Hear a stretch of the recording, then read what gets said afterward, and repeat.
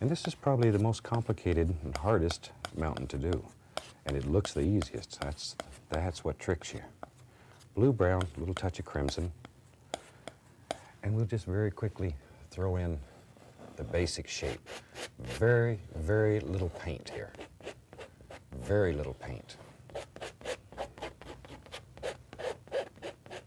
And really push it into the canvas. Okay, now with a large brush, I'm just going to take and pull that down, just to take off all that excess loose paint and to blend the color out on the canvas. There we are.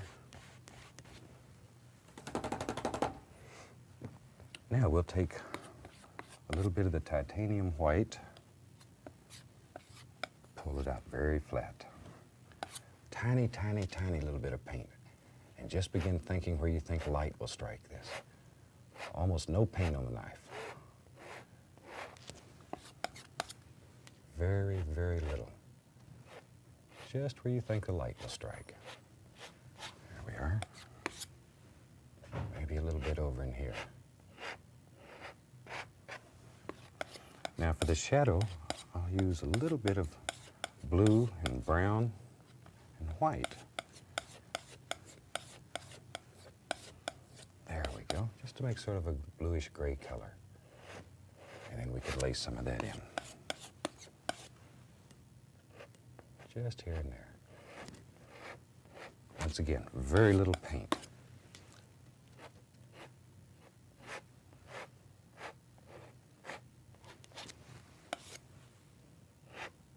There we are.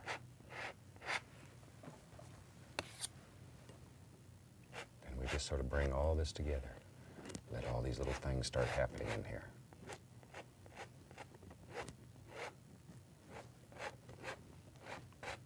And when you're doing this at home, you can put all kinds of little details in here. They sort of get upset if I go over 30 minutes here and yell at me a lot, so just want to give you a brief idea of how this was done. Okay. Now, maybe there's a little something that plays right along in here. Just like so. And you can put these little peaks and stuff wherever you want them. There's one. These are very quiet, soft little mountains, far, far in the distance.